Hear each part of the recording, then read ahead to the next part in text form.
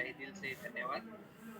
तो मैं एक बार सभी का वेलकम करता हूँ। कुछ लोग आई थिंक पहली बार ये जो अपॉर्चुनिटी सुन रहे होंगे, और जब हम इस अपॉर्चुनिटी को फर्स्ट टाइम सुनते हैं तो आई थिंक कुछ लोग पॉजिटिव होते हैं और कुछ लोगों को शायद इसका आइडिया नहीं होता है, वो शायद नेगेटिव होते हैं। और अगर मैं अपनी भी बात करूं, जब मैंने पहली बार इस काम को सुना था, इस अपॉर्चुनिटी को सुना था, इस प्रेजेंटेशन को सुना था, उस टाइम मैं पॉजिटिव नहीं था। जैसे नवनीत जी ने बताया, हम लोग अलग फील्ड के जो स्किल्स अपने पास रखते हैं, हम लोग अलग फील्ड के लिए ट्रेंड हुए हैं। हमारा जो एजुकेशन है अलग फील्ड का है, और एक जो नई फील्ड हमारे सामने रखते हैं, कई बार हमें लगता है शायद ये फील्ड मेरे लिए नहीं है। मैंने जब प्रेजेंटेशन सुना था शुरू में, तो मैं पॉजिटिव नहीं था। और आज अगर मैं अपनी लाइफ की कुछ बड़ी बड़ी गलतियों को अगर आज मैं एक्सप्लेन करूं, तो इनमें से एक ये भी बहुत बड़ी गलती थी कि मैंने इस अपॉर्चुनिटी को काफी सालों बाद अवेल किया। क्यों ये गलती है, मैं थोड़ी टाइम में आपको इसको क्लैरिफाई करूं। लेकिन आज मैं थैंकफुल उस शख्स का जिनके कारण मैं इस इंडस्ट्री में आया, मैंने इस इंडस्ट्री को सीखा। वो शख्स है my mentor in this business, my guru in this business, doctor Shiv Kumar Gautam. तो जब वो पहली बार जब उन्होंने अपॉर्चुनिटी बताई थी, तो मैंने रिजेक्ट किया था। क्यों रिजेक्ट किया था? अगर मैं थोड़ा सा आपको एजुकेशनल बैकग्राउंड के बारे में बात करूं, मैं हमेशा क्लास में टॉप करता था। आज भी मैं अपने स्कूल में जाता हूं, तो जो उसमें टॉपर लिस्ट है, उसमें आज भी मेरा नाम उसमें है। अभी थोड़े टाइम पहले मैं स्कूल गया था, तो मैंने वहां से ये निकाल के लाया। तो मैंने मैट्रिक में स्टेट में टॉप किया था, आई गॉट 96% मार्क्स। और उस टाइम ये मेरा, आप ये देख सकते हो, डिस्ट्रिक्ट मंडी हिमाचल का मैं रहने वाला हूँ। उसके बाद मैं जॉब कर रहा था। मैंने आयुर्वेदा में एमडी किया है, और जॉइंट डिजीजेस में पीएचडी, मेरा टॉपिक जॉइंट डिजीजेस था पीएचडी का। और मैं जॉब कर रहा था, लेकिन एडिशनल टाइम हमारे पास होता है, कुछ खाली टाइम होता है, तो उसमें मैं कोई मेडिकल कैंप्स करता था या एडिशनल एक्टिविटीज करता था। कुछ छुट्टी का टाइम होता था, तो उसमें भी कुछ ना कुछ मैं करता रहता था, यानी कि टाइम को मैं पहले से ही यूटिलाइज करता था। और भी कुछ जैसे जर्नल या इंटरनेशनल जर्नल होते थे, उसमें मेरे 5 पेपर ऑलरेडी पब्लिश हो चुके थे। तो उस टाइम मुझे लग रहा था कि मुझे शायद अलग काम करने की जरूरत नहीं है। ऐसे ही होता है ना, कि एक अच्छी जॉब होनी चाहिए, एक अच्छा इनकम होना चाहिए, एक अच्छा स्टेटस होना चाहिए। वो मेरे पास था। लेकिन आज मैं थैंकफुल हूँ डॉक्टर शिव गौतम। स्टार्टिंग में कोई बहुत बड़ी बात मुझे समझ में नहीं आई। स्टार्टिंग में तो मुझे एक तरह से जो डॉक्टर शिव कुमार गौतम थे, उन्होंने बिजनेस को शुरू किया। कुछ टाइम के बाद इन्होंने अचीवमेंट की, और ये जो अचीवमेंट हमारे खास दोस्त की होती है, किसी रिश्तेदार की होती है, या अननोन की होती है ना, ज्यादा खुशी नहीं होती। बाहर से तो हम बोलते हैं कि मैं बहुत खुश हूँ आपकी अचीवमेंट पे, लेकिन अंदर से थोड़ा लगता ही है, अच्छा इन्होंने इतनी बड़ी अचीवमेंट करी। ठीक है, अगर मैं डॉक्टर शिव गौतम की बात करूं, तो इनके पास अल्टो गाड़ी थी, थोड़े टाइम में फोर्ड फिएस्टा गाड़ी है, थोड़े टाइम में फॉर्च्यूनर आई। और अगर इतना क्विक, इतने जल्दी अगर कोई लाइफ में ग्रो करता है, तो हमारे पास दो रास्ते हैं। या तो जेलस करते जाओ, है ना, उसके बारे में बुरा बुरा बोलते रहो कि पता नहीं कौन सा काम कर रहा है, क्या कर रहा है। या दूसरा तरीका है, या दूसरा जो रास्ता है, उस काम को देख लिया जाए क्या है। मैं बचपन से ही जो कामयाब लोग होते हैं उनको सुनता हूँ, उनके बारे में पता करता हूँ कि क्या करते हैं ऐसा ये, कि इन्होंने इतना जल्दी जो है यहाँ से अचीवमेंट लिया। जब मैं दोबारा इनके पास गया, तो मैंने बोला कि पहले तो मैंने सुना ही नहीं था ये काम, दोबारा से बताओ ये काम है क्या। अब तो इनके पास बीएमडब्ल्यू है ना। कई लोग बोलते हैं कि सर ये गाड़ी दिखाते हैं, ये सारी चीजें, तो ये भी तो सक्सेस की एक निशानी है। यस और नो? लाइफ एक ही है, इसी में सपने पूरे करने हैं, इसी में सब कुछ हमें अचीव करना है। लेकिन मैं इंस्पायर हुआ था, इनकी जो लाइफस्टाइल है, इन्होंने प्रॉपर्टी में इन्वेस्ट किया था।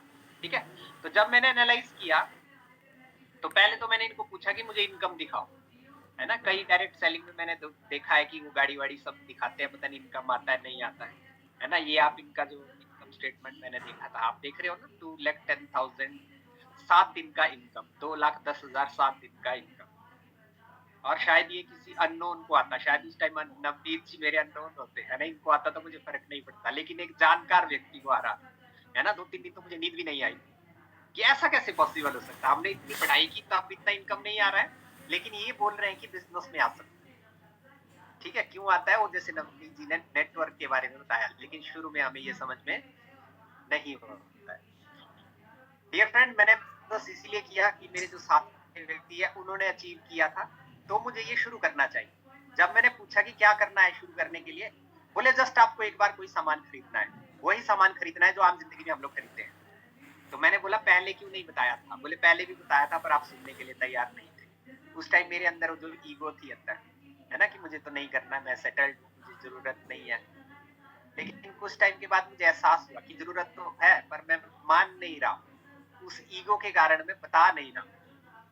ठीक है, तो जस्ट इस बिजनेस को शुरू करने के लिए एक बार कोई शॉपिंग जो हम आम जिंदगी में करते हैं, बहुत सारा सामान हम लोग खरीदते हैं, बहुत सारी शॉपिंग हम लोग करते हैं। तो मैंने यहाँ ट्राइपूल से इस बिजनेस को शुरू किया। जैसे 3 सेंटर नवनीत जी ने बताए कि 3 सेंटर से आपका प्रॉफिट डबल रहता है, उससे मैंने इस बिजनेस को शुरू किया। उसमें आने के बाद भी मैंने यही कहा कि सर मैं तो ट्रेन्ड हूँ, मैं तो स्किल्ड हूँ, है ना, मुझे शायद ट्रेनिंग करने की जरूरत नहीं है। डियर फ्रेंड, हम अपनी फील्ड के मास्टर हैं, हम अपनी फील्ड में स्किल्ड हैं, लेकिन बिजनेस का एजुकेशन हमारे पास नहीं है।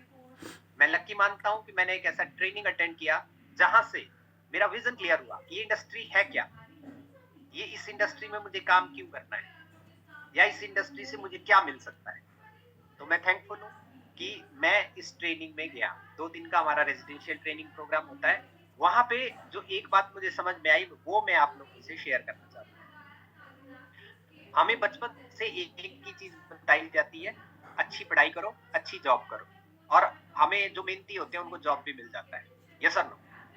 हम एकेडमिक एजुकेशन में माहिर हैं, हम लोग प्रोफेशनल एजुकेशन में माहिर हैं, लेकिन हमें बिजनेस एजुकेशन नहीं होता है। हमें बचपन से ये नहीं बताया जाता है कि अच्छी पढ़ाई करो और औरों को जॉब दो। हमें ये बताया जाता है कि पढ़ाई करो और जॉब करो। मेरे को एक बात बताइए, अमीर कौन बनता है, जॉब लेने वाला या जॉब देने वाला? सभी को पता है जो जॉब देते हैं वो अमीर बनते हैं। हमें शायद बिजनेस के बारे में किसी ने बताया ही नहीं। लेकिन अगर आज की डेट में हम लोग देखते हैं 5 से 10% लोग ऐसे हैं जो बिजनेस करते हैं, और स्टार्टिंग में शायद बिजनेस को एस्टेब्लिश करने के लिए बहुत मेहनत करते हैं, लेकिन एक सिस्टम बनाने के बाद, एक फैक्ट्री लगाने के बाद, एक इंडस्ट्री लगाने के बाद, हॉस्पिटल एस्टेब्लिश करने के बाद वो एक तरह से पैसिव इनकम जनरेट करते हैं। वो ट्रेंड लोगों को इस बिजनेस को मैनेज करने के लिए रखते हैं। यस और नो? ये बात मुझे समझ में आई कि दुनिया के अगर हम रिचेस्ट लोगों की अगर लिस्ट निकालें तो टॉप 100, टॉप 10,000 जो लोग हैं वो बिजनेसमैन है। यस और नो? ये आपके सामने कुछ लोग हैं, ये इंडियन बिजनेसमैन है जिन्होंने 20-22 साल में बिजनेस को शुरू किया और 5 साल के अंदर ये बिलियनियर।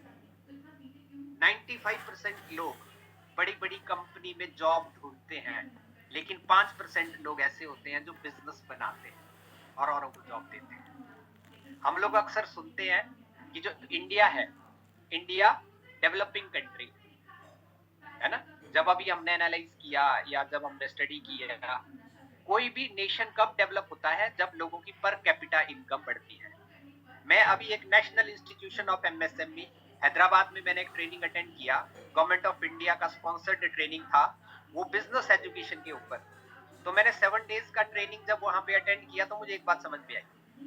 उनका मेन एम क्या था कि इंडियन की पर कैपिटा इनकम जब बढ़ेगी तो देश डेवलप्ड नेशन बनेगा, लेकिन पर कैपिटा इनकम को बढ़ाने के लिए हमें एंटरप्रेन्योरशिप की तरफ जाना पड़ेगा, बिजनेसमैन बनने के लिए अपने आप को प्रेरित करना पड़ेगा। स्टार्टअप्स कल्चर जो है आज की डेट में जो फ्लरिश हो रहा है उसमें जाना पड़ेगा। जब मैंने ये ट्रेनिंग अटेंड किया तो मेरे माइंड में एक तो विजन क्लियर हो गया कि मुझे बिजनेस करना है। पल पहले वो डॉक्टर वाला माइंडसेट चला कि बिजनेस करना है तो क्यों ना अपनी फील्ड का किया जाए, तो डायरेक्ट सेलिंग क्यों करना है।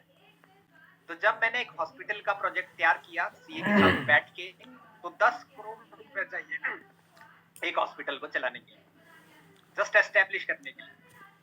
उसके बाद लोग रखने हैं, स्किल्ड लोग रखने हैं, उनको सैलरी देना पड़ेगा, यानी कि मेरे को मेंटेनेंस कॉस्ट भी चाहिए, मंथली खर्चा, वो मेरे पास नहीं था। डियर फ्रेंड, अगर आप लोग बिजनेस करना चाहते हो, आप लोगों के पास बड़ी इन्वेस्टमेंट नहीं है, एक ही रास्ता है ना, दुनिया में या इंडिया में एकमात्र रास्ता है, दैट इज डायरेक्ट सेलिंग। इसीलिए मैंने डायरेक्ट सेलिंग बिजनेस को ऑप्ट किया। और डायरेक्ट सेलिंग के अगर हम लीगल एस्पेक्ट के बारे में देखते हैं, मैक्सिमम लोगों को डायरेक्ट सेलिंग करना नहीं है, और यही बेस्ट टाइम है इस इंडस्ट्री में आने का। डियर फ्रेंड, किसी भी इंडस्ट्री में तब काम करना चाहिए जब नेगेटिविटी होती है, नेगेटिविटी के दौर में जो काम करता है, जब वो अपने आप को सक्सेसफुल बनाता है, उसके साथ बहुत सारे लोग आने के लिए तैयार होते हैं। यूट्यूब, जिन्होंने 2011 से 2015 में जिन्होंने कोई भी वीडियो पोस्ट किया, आज वो अच्छे यूट्यूबर है, यस और नो।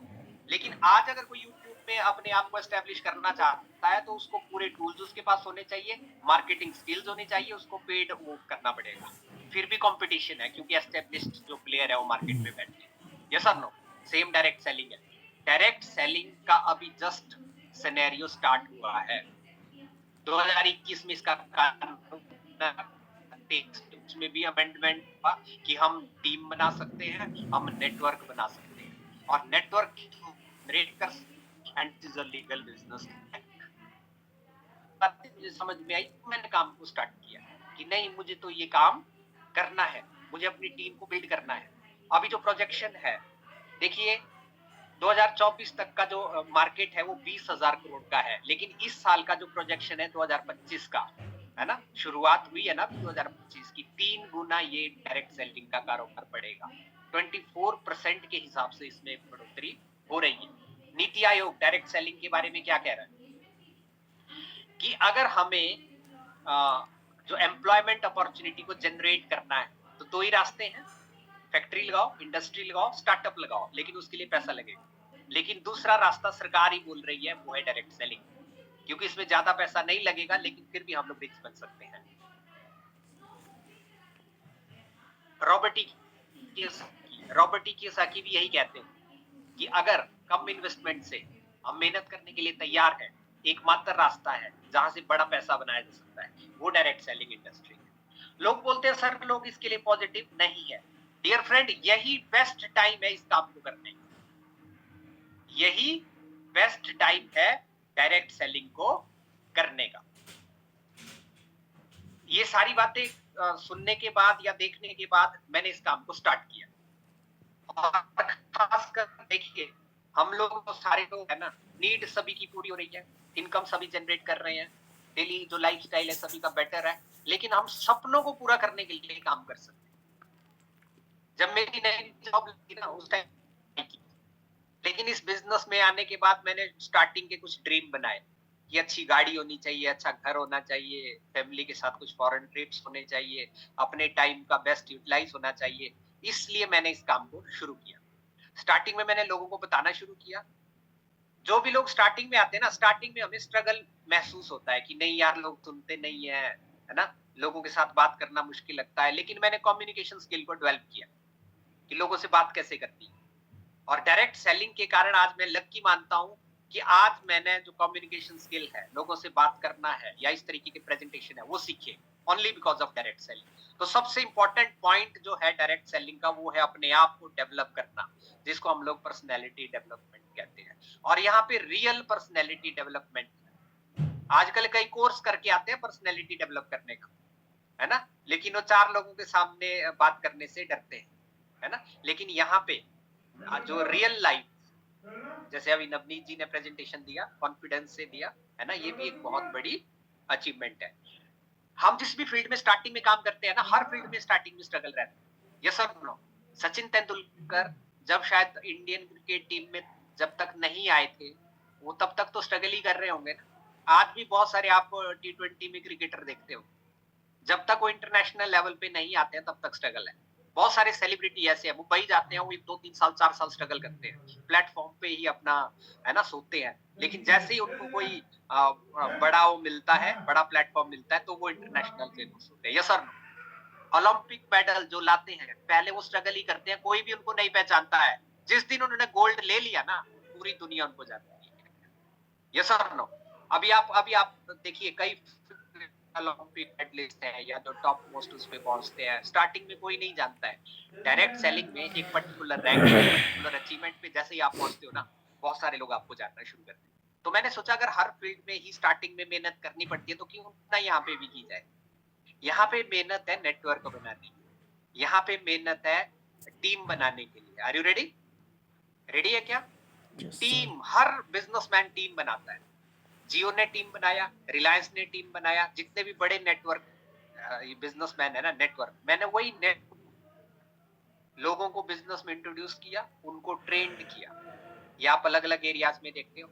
फिर धीरे-धीरे डेवलप हुआ बिज़नेस। आप ये देखते हो जो इनकम जैसे मैंने डॉक्टर शिव गौतम का देखा था, उसी तरीके से जो इनकम है, अकाउंट में क्रेडिट होना शुरू हुआ। 23,000, 51,000, 8,000, 10,000, 20,000 और ये जो एडिशनल इनकम आता है ना जॉब के अलावा, ये ज़्यादा अच्छा लगता है ना? तो मुझे लगा कि कुछ ना कुछ एडिशनल आया तो सपनों के ऊपर जो काम शुरू किया था, पहले मैंने यहाँ से i10 अपनी गाड़ी ली थी, उसके साथ मैंने और बिज़नेस को एक्सपेंड किया, अलग-अलग एरियाज़ में टीम को डेवलप किया। आज मेरा एंटायर नॉर्थ इंडिया में ऑर्गेनाइजेशन है और नॉर्थ के अलावा भी अलग-अलग स्टेट्स में है। यहाँ पे जो बिजनेस एजुकेशन है, लोगों को ग्रूम कैसे करना है, लोगों को बिल्ड कैसे करना है, वो सारी ट्रेनिंग्स यहाँ पे मिलती है। अभी ऑनगोइंग थाईलैंड कंटेस्ट चल रहा है, तो मैं जितने भी यहाँ पे खासकर डिस्ट्रीब्यूटर है उनको यही कहना चाहता हूँ, बहुत इजी टारगेट है। कंपनी के जब भी टारगेट्स आए हैं ना, कंटेस्ट टारगेट आए हैं, तो हम लोगों ने उनको अचीव किया है। मैं आपको भी यही कहना चाहता हूँ, मैं इस इंडस्ट्री में आया और पहला फ्लाइट का एक्सपीरियंस इसी बिजनेस के थ्रू, है ना, मुझे मौका मिला। पहले डॉक्टर शिव गौतम बोलते थे, आजा आजा बिजनेस करते थे। मैं बोलता नहीं, मैंने दुनिया देखी है, पर मेरे पास पासपोर्ट ही नहीं था। इस बिजनेस में आने के बाद रियल पासपोर्ट बनाया और आज उस पे कई कंट्रीज का जो वीजा या उस पे स्टैंप है। पहले वो चीजें नहीं थी, हम एक ईगो में रहते हैं, है ना? ये आप देख सकते हैं। अलग-अलग जो लोगों के सपने होते हैं, है ना? अभी हम कोई हेलीकॉप्टर कंटेस्ट है, कोई फ्लाइट कंटेस्ट है, इस तरीके से, है ना? लाइफ में बहुत सारे जो एडवेंचर है, वो करने के लिए। पहले हम जॉब में इतने उलझते हैं ना, सुबह जाते हैं, रात को आते हैं, सुबह जाते हैं, रात को आते हैं, ऐसे ही जो है टाइम निकलता रहता है, यस और नो? लेकिन अगर हम लोग देखते हैं तो लाइफ में बहुत सारे एडवेंचर है ना? अपने टाइम, है ना, यूज़ कर सकते हैं। कई ऐसे हैं जिनकी बहुत सारी हॉबीज़ है या नहीं? है ना? अपने कोई कई बुक लिखना चाहते हैं, कई सिंगिंग करना चाहते हैं, लेकिन टाइम ही नहीं मिलता जॉब में। शुरू-शुरू में तो बहुत अच्छा लगता है, लेकिन जैसे-जैसे टाइम निकलता है ना, फिर लगता है हमें कि नहीं, मेरे तो बहुत शौक है। तो यहाँ पे वो सारे के सारे शौक पूरे हो सकते हैं। ये आप देख सकते हो, अलग-अलग कंट्रीज़। यही करते-करते मैंने नेक्स्ट अपना तो यहाँ से कार लिया 16 लाख रुपए का क्रूज़ और उसके बाद मैंने जो मैक्सिमम पे आउट है 2,10,000 उसको भी अचीव किया। मैं शुरू से ही जब इस बिज़नेस में आया था ना, मैंने फ़ोकस किया कि मुझे 2,10,000 वीक इनकम चाहिए। तो मैंने इसको अभी कई बार किया। जब भी कंटेस्ट आते हैं तो जो सेलिंग इनकम है, मैं इसको हिट करता हूँ और अभी भी मेरा टारगेट है कि मैं अगेन जो वीक का इनकम 2,10,000 है ना? कुछ टाइम के बाद मैं इसको रेगुलर एवरी वीक, क्योंकि हमारे ग्रेट अपलाइंस जो ग्रेट लीडर्स हैं वो एवरी वीक 2,10,000 का इनकम जनरेट करते हैं। अगर वैसे हमें 8 लाख 10 लाख का प्योर व्हाइट इनकम जनरेट करना है ना, तो बहुत सारा हमें इन्वेस्ट करना पड़ता है, यस और नो? आप किसी भी बिजनेसमैन को पूछना, अगर किसी की फैक्ट्री है, किसी की इंडस्ट्री है, किसी का होटल है, किसी का हॉस्पिटल है, उनसे पूछना अगर आप 10 लाख का प्योर प्रॉफिट जनरेट करते हो तो आप मेरे 10 करोड़ तो होगा मिनिमम, यस और नो? तो यहाँ पे कोई बड़ा इन्वेस्टमेंट नहीं है, लेकिन प्रॉफिट उस तरीके से हम लोग जनरेट कर सकते हैं। ठीक है? ये अलग-अलग उसमें अगर आप देख सकते हो, अपना प्रॉपर्टी बनाना, अपना नेक्स्ट मैंने हैरियर यहाँ से लिया। लास्ट में मैं 1-2 बातें कह के कंक्लूड करता हूँ। अभी गवर्नमेंट जो है अलग-अलग स्टेट्स में लोगों को अवेयर कर रही है। अगर हम ये देखते हैं हिमाचल गवर्नमेंट, ये आईएएस ऑफिसर है कंज्यूमर अफेयर मिनिस्ट्री में और ये कंज्यूमर अफेयर मिनिस्टर, ये लोगों को अवेयर कर रहे हैं कि डायरेक्ट सेलिंग करनी चाहिए, है ना?